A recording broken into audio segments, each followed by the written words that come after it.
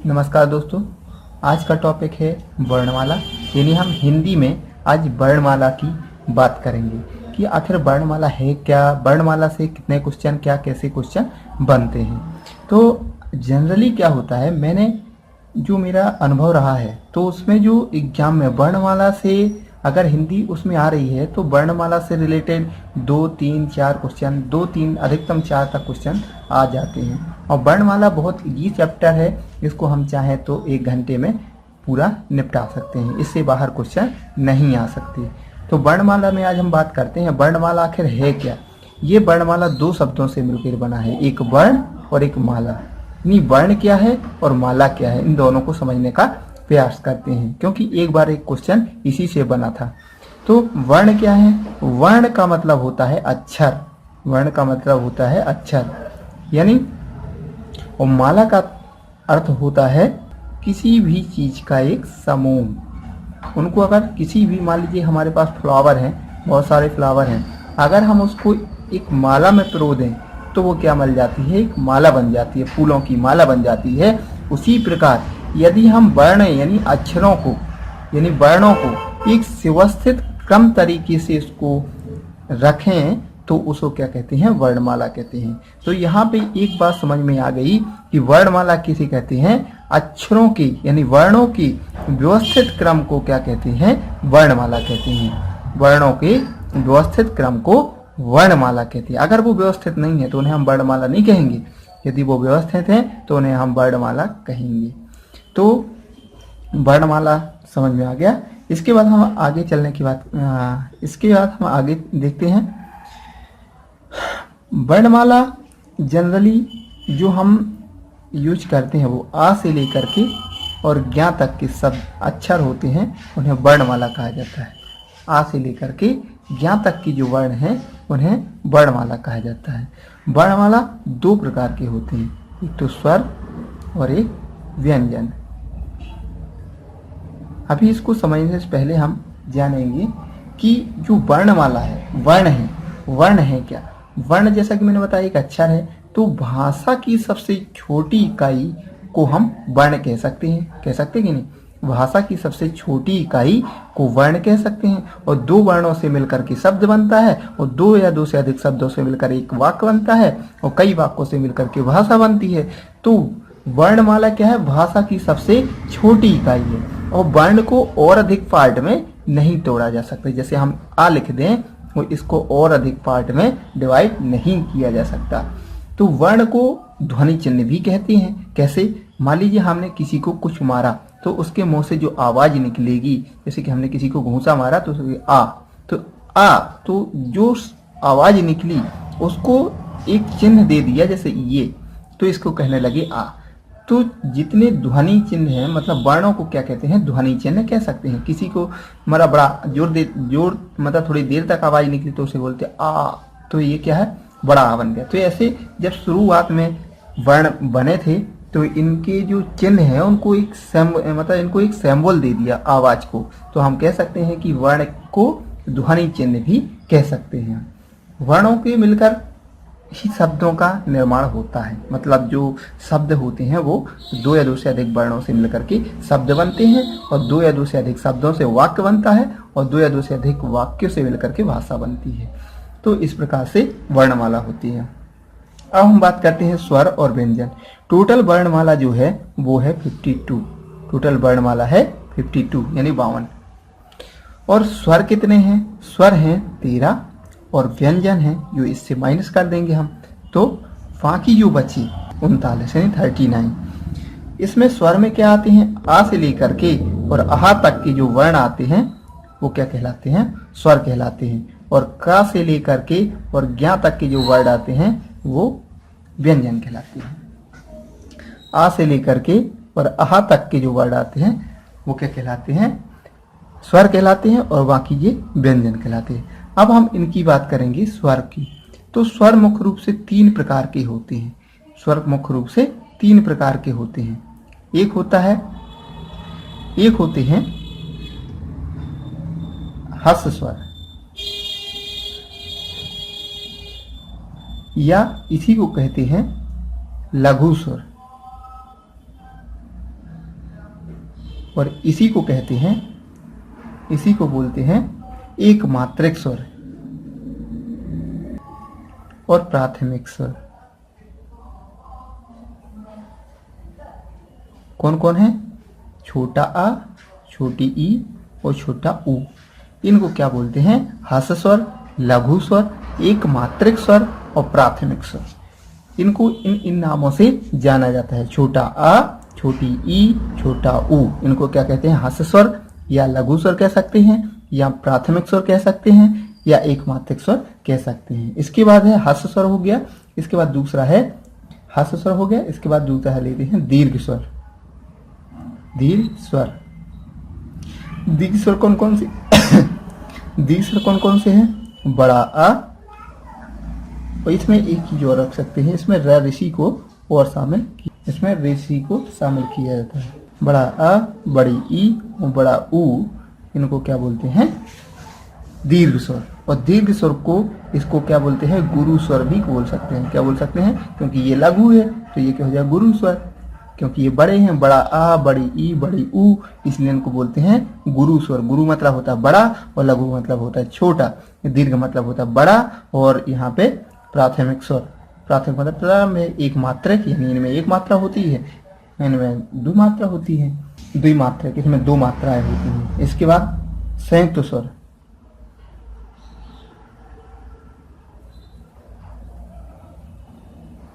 संयुक्त स्वर कौन है?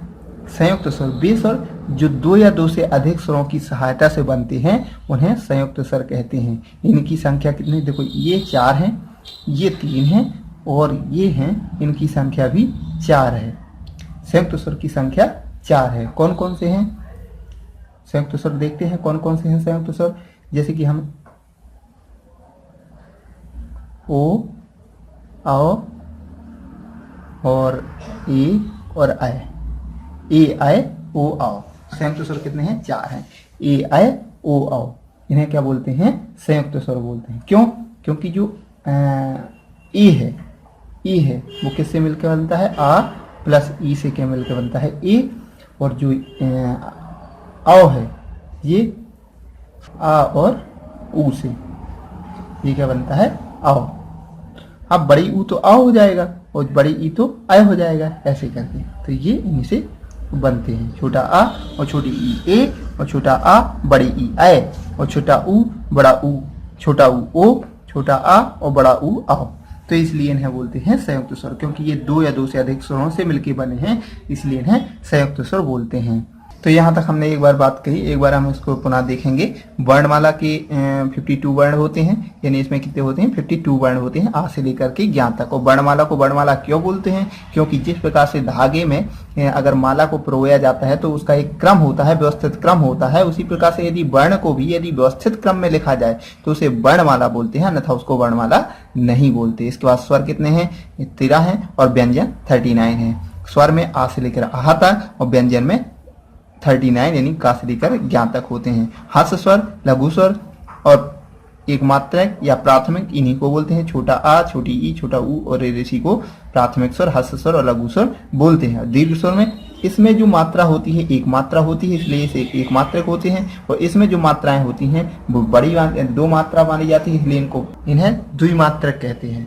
इन्हें संयुक्त स्वर कहते हैं, क्योंकि ये दो या दो से अधिक स्वरों से बना है, इसलिए इन्हें क्या बोलते हैं? संयुक्त स्वर कहते हैं। जैसे ओ है तो आ और छोटी ऊ से ओ, आ और बड़ी ऊ से आओ, आ और ई से ए, आ और बड़ी ई से आए। तो इस प्रकार से ये दो या दो से अधिक स्वरों से बने हैं, इसलिए इन्हें संयुक्त स्वर कहते हैं। तो यहाँ तक स्वरों की बात तो खत्म हुई कि स्वर के बारे में हम संपूर्ण जानकारी प्राप्त कर चुके। लेकिन एक स्वर और बचता है, क्योंकि अभी कितने हुए? 4 और 4 दूनी 8, सॉरी 4 3 7, 7 4 11, अभी कितने हुए? 11। तो कभी कभी ऑप्शन में हमें 11 भी मिलता है कि स्वरों की संख्या कितनी है, तो हम 11 देते हैं। लेकिन अगर उसमें अंग और आहा को भी शामिल कर लिया जाता है तो 2 और जोड़ देते हैं, तो स्वरों की संख्या कुल कितनी हो जाती है? 13। तो इनको क्या बोलते हैं? अवोगवाह है। क्या बोलते हैं? अयोगवाह, अयोगवाह स्वर कहते हैं। तो अयोगवाह अगर स्वर आए कौन कौन से हैं? तो अंग और आहा अयोगवाह स्वर कहलाते हैं। संयुक्त स्वर ओ, आओ, ए, आए, ए आई ओ औ होते हैं और दीर्घ स्वर। इसके बाद हम कहते हैं व्यंजन की बात कि व्यंजन कौन कौन से हैं। तो जो अभी हमें पढ़े कि व्यंजन कितने होते हैं, 39 होते हैं। तो इन व्यंजनों को हम समझने की कोशिश करेंगे कि ये व्यंजन कौन कौन से हैं। मुख्य रूप से ये व्यंजन अगर हम बात हैं परीक्षा की दृष्टि से यदि हम व्यंजनों को पढ़ें तो व्यंजनों को हम 5 वर्गों में बांट सकते हैं जिन्हें वर्गीय व्यंजन के रूप में जाना जाता है। कौन कौन से? का, चा, टा, ता, पा, कचट, तप। तो यहाँ से का, खा, गा, घा, इंगा, चा, छा, जा, झा, इया, टा, ठा, डा, ढा, अड़ा, ता, था, दा, धा, ना, पा, फा, बा, भा और मा। तो ये कितने वर्ग में बट गए? ये 5 वर्गों में हमने इनको बांट दिया। का वर्ग और चा वर्ग, ये का वर्ग, चा वर्ग, टा वर्ग, ता वर्ग और पा वर्ग। तो इसलिए इनको बोलते हैं वर्गीय व्यंजन, क्योंकि एक को हमने अलग अलग वर्गों में बांट दिया है और ये कितने वर्ग हैं? 5 वर्ग हैं, इसलिए इन्हें वर्गीय व्यंजन बोलते हैं। का वर्ग, चा वर्ग, टा वर्ग, ता वर्ग और पा वर्ग। तो इन्हें हम क्या बोलते हैं? वर्गीय व्यंजन। अब वर्गीय व्यंजन में अगर हम बात करें तो का वर्ग में इनको बोलते हैं के, टी, एम, डी, ओ। ये एक शॉर्ट ट्रिक है। के से कंठ, के से क्या होता है? कंठ। कंठ व्यंजन कौन से हैं? के, का, क्योंकि हम जानते हैं कि का से लेकर के और ज्ञा तक क्या है?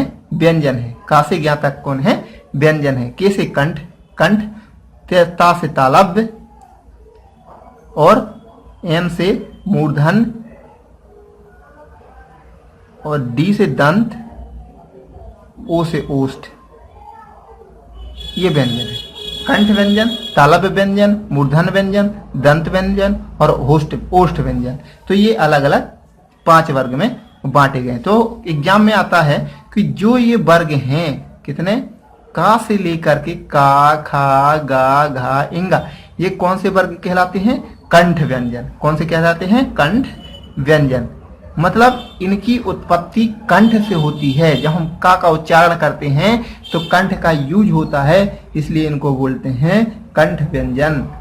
और तालव्य, इसमें तालु का यूज होता है। जो हमने जीभ ऊपर तालु को टच करती है, इसलिए इन्हें तालव्य व्यंजन बोलते हैं। कौन कौन से? चा, छा, जा, झा और इया, इनको क्या बोलते हैं?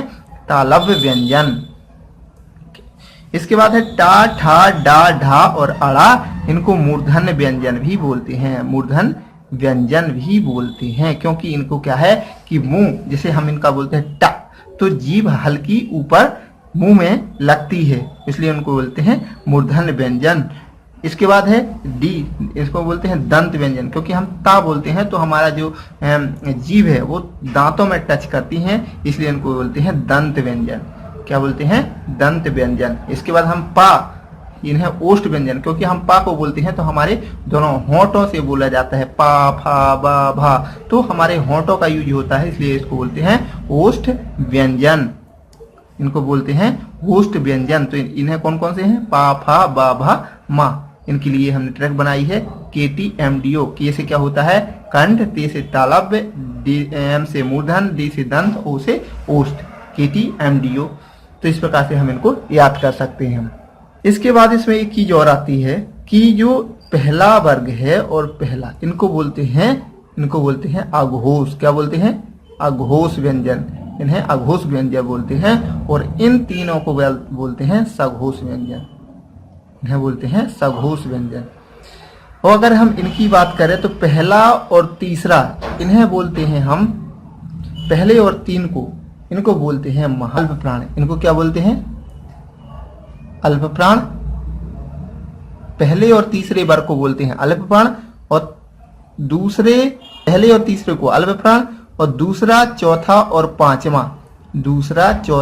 पांचवें वर्ग को बोलते हैं महाप्राण।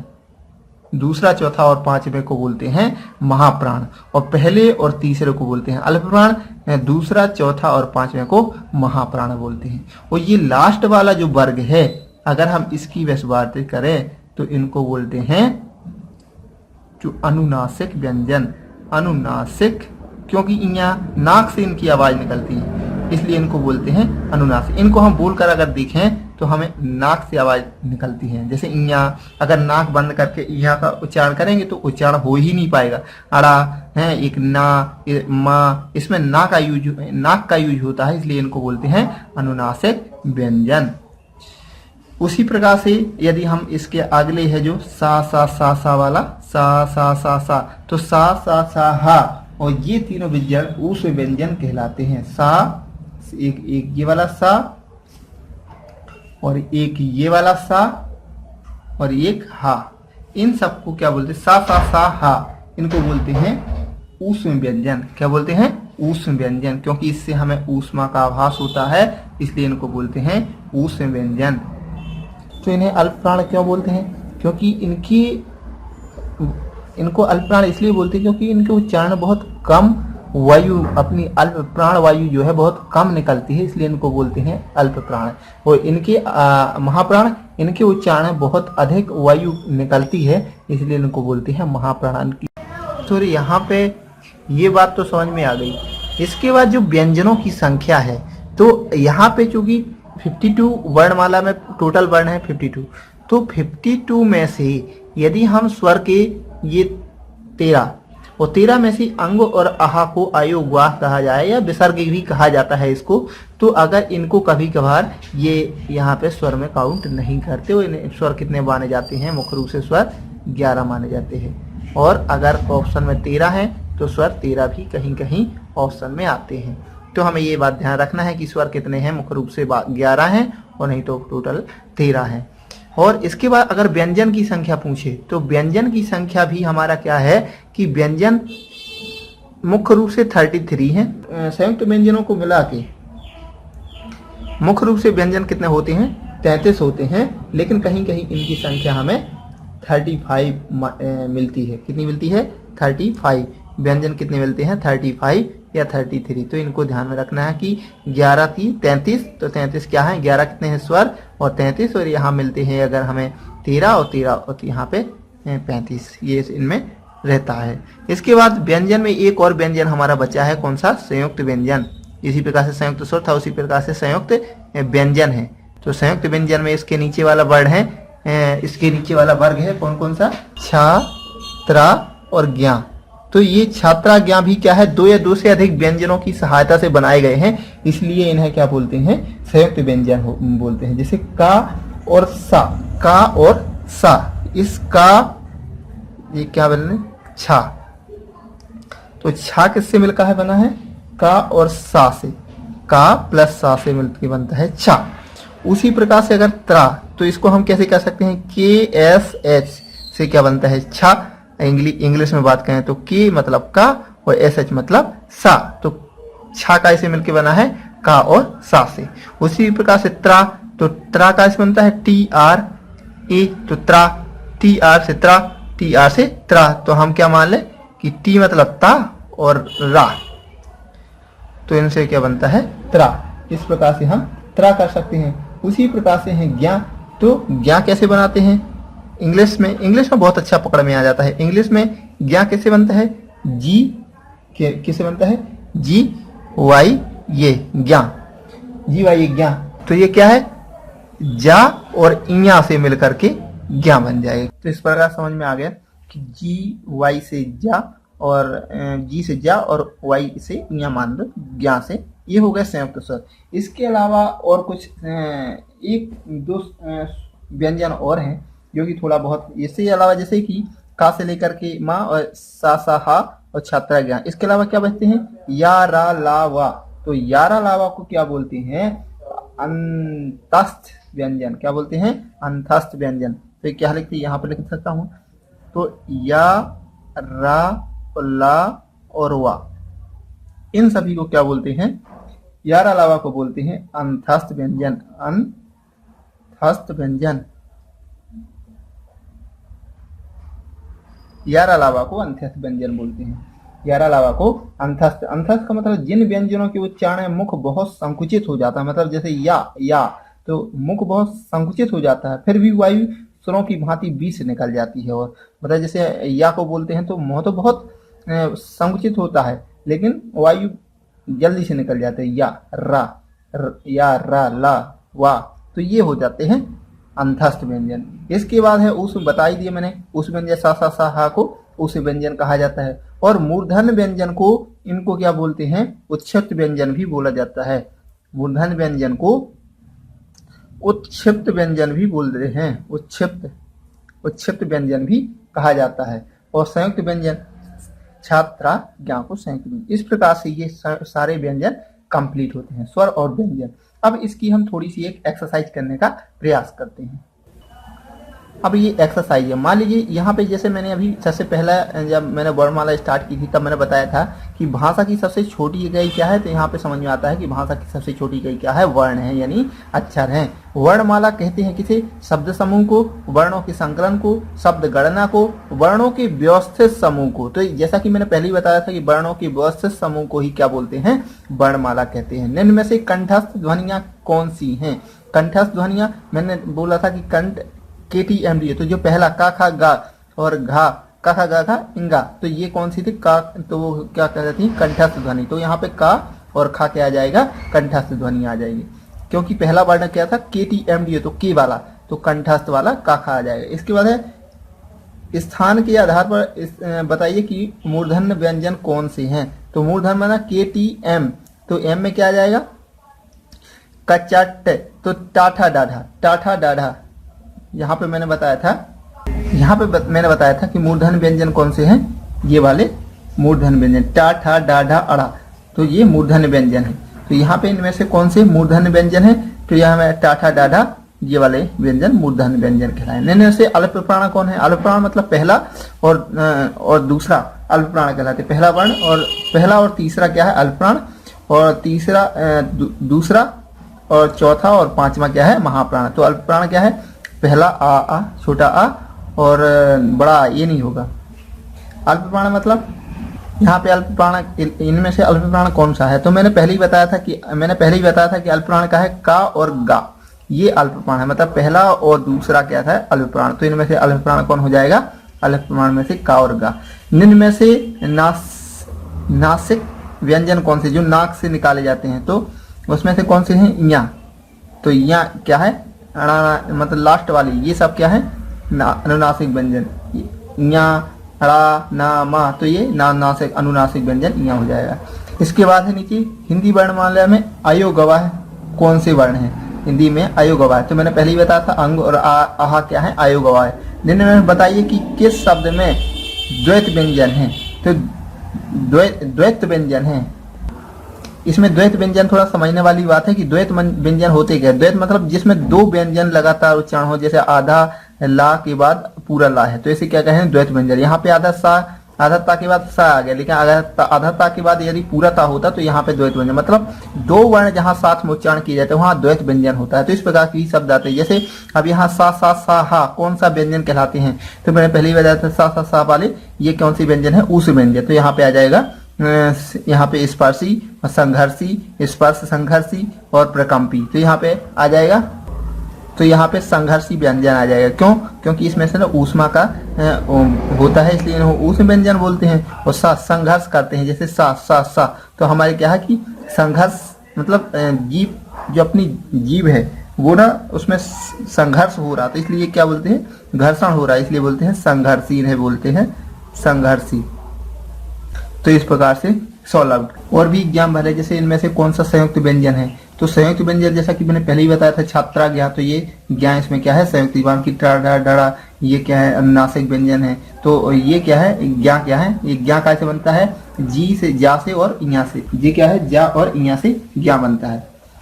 निम्न में से कौन सा वर्ण, जैसे दंत है, दंत मैंने KTMDO, दंत क्या है, डी वाला, टा ठा डा ढा ना, टा ठा डा ढा, तो टाठा डाढ़ा में क्या आ जाएगा, ये वाला, तो ये है दंत। इसके बाद जिन शब्दों के अंत में आ आता है उन्हें क्या कहते हैं, तो जिन शब्दों के अंत में आ आता है उन्हें अकारांत बोला जाता है, क्योंकि उन्हें अकारांत और उकारांत दो होते, तो अकारांत, जिनके शब्दों के अंत में आ आता है उन्हें अकारांत बोला जाता है। इस प्रकार से हम सॉल्व आउट कर सकते हैं। इसके बाद है छा वर्ण किसके योग से बनता है, तो मैंने कहा छा एक संयुक्त व्यंजन है, तो छा इसको अगर हम इंग्लिश में लिखें तो KSH से छा, का और सा से छा बनेगा। तो इस प्रकार से इसका ये हिंदी वर्णमालाएं स्वरों की संख्या कितनी है। यहाँ पे चूंकि हिंदी वर्णमालाएं कुल स्वरों की, कुल यहाँ पे कुल लगा है, इसलिए यहाँ पे कुल के मतलब हम पूरा 13 दे देंगे। मुख्य रूप से कहता तो हम 11 देते, लेकिन यहाँ पे कुल लगा है, कुल का मतलब हम पूरे 13 देंगे। इसके बाद में लिखते हैं कौन सा स्वर नहीं है, तो कौन सा स्वर नहीं है, तो हमें जैसे पता है कि आ ई उ, आ से लेकर आ तक स्वर है, बाकी इया बचा, तो ये क्या है, स्वर नहीं है। निम्न है कौन सा टा वर्ग का नहीं है, टा वर्ग का नहीं है, जैसा कि हमने पहले ही पढ़ा था टा वर्ग में कौन कौन से आते हैं, टा ठा डा डा अड़ा, तो टा ठा डा ढा और इया नहीं है, इसलिए ये कहा है टा वर्ग में नहीं आता। हिंदी वर्णमाला व्यंजनों की संख्या कितनी है, तो मैंने पहले ही बताया था कि व्यंजनों में 33 हैं, मुख्य रूप से 33 हैं, और अगर कुल पूछे तो 35, तो यहाँ मुख्य रूप से कितनी है, मुख्य रूप से 33 यहाँ आंसर आ जाएगा। इस प्रकार से हम इनको सॉल्व कर सकते हैं। Thank you.